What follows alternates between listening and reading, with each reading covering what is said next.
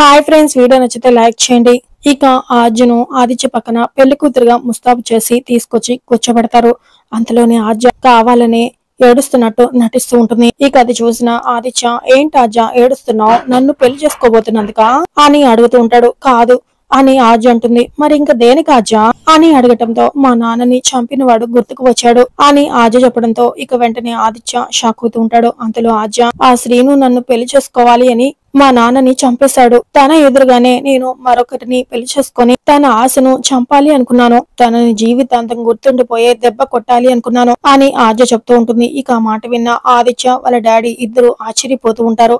అంతలో ఆర్జ, ఆదిత్య నా ఈ ఒక్క కోరిక తీరుస్తావా అని ఆర్జ అడుగుతూ ఉంటుంది. వెంటనే ఆదిత్య ఆర్జ మాటలు నమ్మేసి, డాడీ మన వాళ్ళని పంపి వాడిని ఎత్తుకొచ్చేలా చేయి డాడీ అని చెప్పడంతో వాళ్ళ డాడీ ప్రభాస్ కి చెప్పడంతో ప్రభాస్ వెంటనే ఒక రౌడీకి ఫోన్ చేసి అర్జెంట్ గా శ్రీను గారిని కిడ్నాప్ చేసి ఇక్కడికి పట్టుకొచ్చేయండిరా అని చెప్పడంతో ఇద్దరు రౌడీలు వెళ్లి శ్రీను వాష్రూమ్ కి వెళ్లి వస్తూ ఉండగా ఇక క్లోరోఫామ్ పెట్టి మత్తులో పడిపోగానే శ్రీను ఎత్తుకొని వచ్చేస్తూ ఉంటారు. ఇక శ్రీను కనిపించకపోవడంతో అంతలో బ్రాహ్మణుడు వేషం వేసిన వెంకట్రావు, అప్పుడు అబ్బాయి ఎందుకు మాయమైపోయాడు అని క్వశ్చన్ చేస్తూ ఉంటాడు. ఇక మాట విన్న రఘురామ్, జానకి, పద్మ అందరూ షాక్ అవుతూ ఉంటారు. రామ కూడా చాలా ఆశ్చర్యపోతూ చూస్తూ ఉంటుంది. మరి ఆర్జకు శ్రీనుకి పెళ్లి జరుగుతుందా లేక ఆదిత్యతోనే ఆర్జ పెళ్లి జరగబోతుందా అనేది నెక్స్ట్ ఎపిసోడ్ లో తెలుసుకుందాం ఫ్రెండ్స్.